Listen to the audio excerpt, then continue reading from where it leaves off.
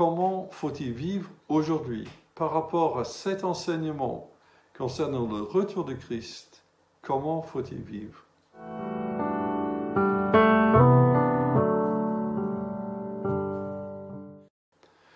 Dieu nous appelle d'abord à être vigilants.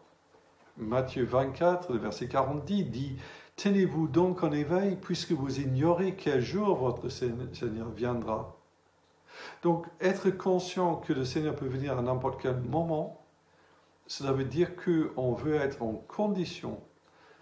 Dans le verset 44 de Matthieu 24, on dit « Tenez-vous prêts, car c'est à un moment que vous n'auriez pas imaginé que le Fils de l'homme viendra. » Dieu nous appelle donc à ne pas être surpris.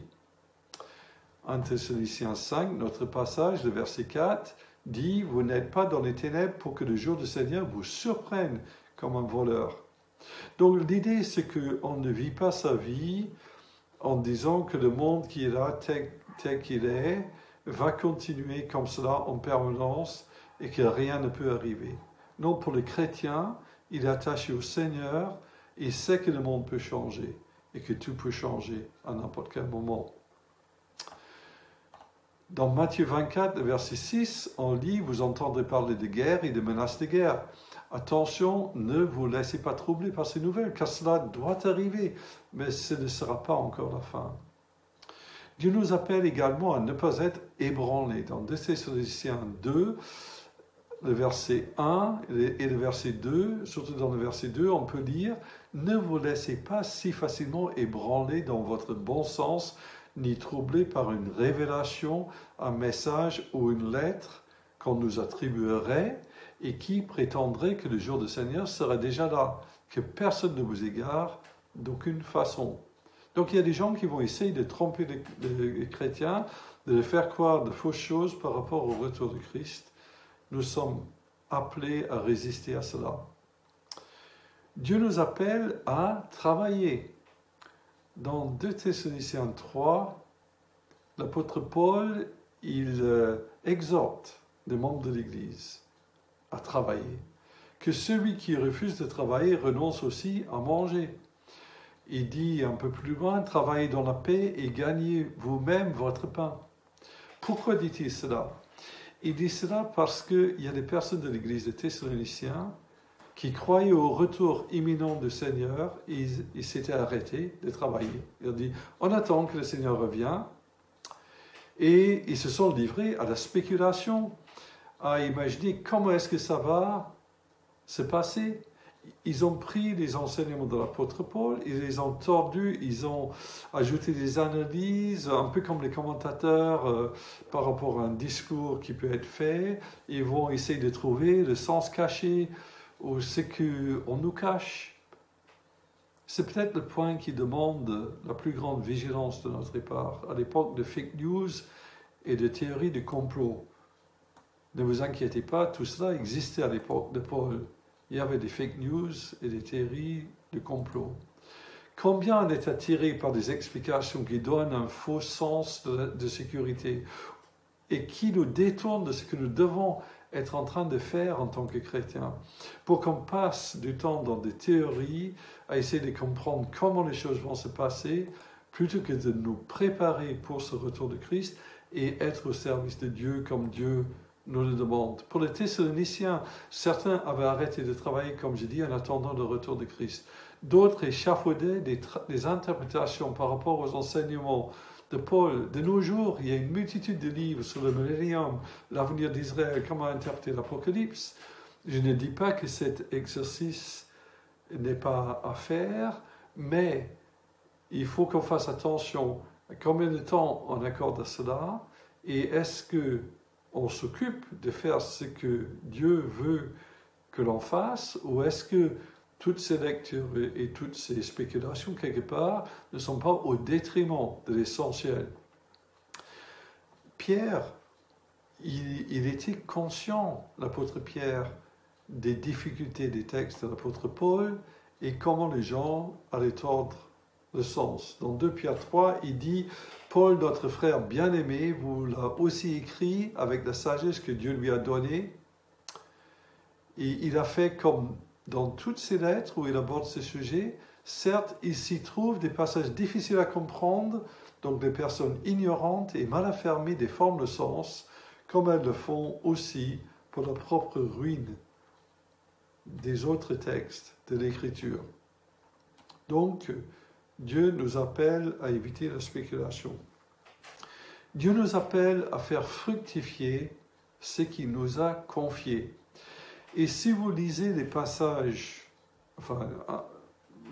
concernant les talents et les dons, et en particulier le passage de Matthieu chapitre 25, où il y a l'homme qui part pour un voyage, il confie des lingots à ses serviteurs, on voit que le maître s'attend à ce que ceux à qui il a confié des lingots fassent fructifier ce qu'il a remis.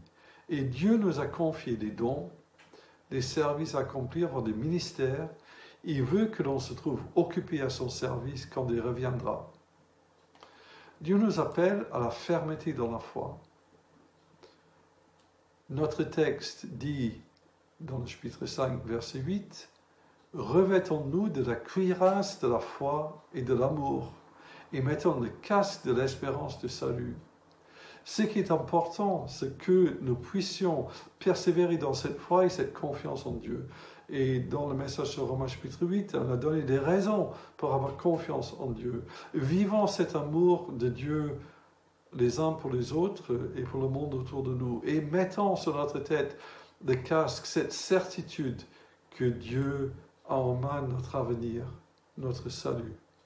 Dans 2 Thessaloniciens 2, le verset 15, l'apôtre Paul dit également « Demeurez donc fermes, frères et sœurs, et attachez-vous aux enseignements que nous vous avons transmis, soit de vive voix, soit par nos lettres. » Dieu nous appelle donc à nous ressourcer en lui, à nous attacher à ses enseignements. On peut lire également dans 2 Thessaloniciens 2, le verset 16, « Notre Seigneur Jésus-Christ lui-même et Dieu notre Père nous ont témoigné tant d'amour et par grâce nous ont donné une source éternelle de réconfort et une bonne espérance. » Donc concentrons-nous sur ce que nous avons en Christ. Le Seigneur aime son peuple. Nous sommes sauvés par l'action de l'Esprit, par le moyen de la foi et la vérité révélée par Dieu en Jésus-Christ. L'Esprit de Dieu nous a purifiés et nous purifie encore. Dieu nous destine à partager sa gloire. Nourrissons-nous de l'enseignement des Écritures pour y puiser réconfort et espérance. Dieu nous appelle également à prendre courage et à pratiquer le bien. Qu'il vous remplisse de courage et vous accorde la force de pratiquer toujours le bien en acte et en parole. 2 Thessaloniciens 2, le verset 17. Mettons en pratique le bien en acte et en parole. Dieu nous appelle également à la sobriété, d'avoir une vision saine, de relativiser l'importance de ce qu'il y a dans ce monde. On sait que ce monde va disparaître et donc on attache une importance, soit, c'est sûr qu'on attache l'importance à la famille, à nos responsabilités envers la planète, pourquoi pas, mais on sait aussi que ces choses passent et que notre ancre est en Dieu. Dans 2 Pierre 3, nous pouvons lire dans le verset 11, « Puisque tout l'univers doit ainsi se désagréger, quelle vie sainte vous devez mener et combien vous devez être attaché à Dieu en attendant que vienne le jour de Dieu et on attend sa venue. » Et dans 1 Thessaloniciens 5, le verset 8, nous pouvons lire « Mais nous qui sommes enfants du jour, soyons sobres, ayons une vision saine donc du monde autour de nous. » Pour terminer, je voudrais maintenant lancer un appel à évangéliser. Dieu nous appelle donc à évangéliser. Vous connaissez le passage où le Seigneur Jésus, après sa résurrection, a donné instruction aux disciples. « Allez donc dans le monde entier, faites des disciples parmi tous les peuples, baptisez-les au nom du Père, du Fils et du Saint-Esprit, et apprenez-leur à obéir à tout ce que je vous ai prescrit. Et voici, je suis moi-même avec vous chaque jour jusqu'à la fin du monde. » Dans Apocalypse 7, nous voyons le résultat de cette prédication au monde entier. Après cela, je vis une foule immense que nul ne pouvait dénombrer. C'était des gens de toute nation, de toute tribu, de tout peuple, de toute langue. Ils se tenaient debout devant le trône et devant l'agneau. Donc, Dieu veut que les hommes soient sauvés. Il veut que la parole soit annoncée. Il y a un passage clé qui nous montre cela. C'est dans 2 Pierre chapitre 3, à partir du verset 8. Mais il y a un fait que vous ne devez pas oublier, mes chers amis, c'est que pour le Seigneur, un jour est comme 1000 ans, et 1000 ans sont comme un jour. Le Seigneur n'est pas en retard dans l'accomplissement de sa promesse, comme certains se l'imaginent. Il fait simplement preuve de patience à votre égard, car il ne veut pas qu'un seul périsse. Il voudrait au contraire que tous parviennent à se convertir. Donc Dieu, s'il retarde le retour du Seigneur, il fait preuve de grâce et de patience en vue de la conversion des personnes. Sa notion de temps n'est pas la nôtre, et c'est lui qui décide quand ce peuple sera au complet ou pas.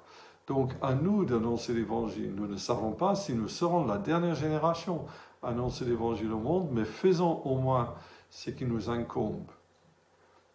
D'autant plus que le jour du jugement viendra quand même. Le jour du Seigneur viendra comme un voleur.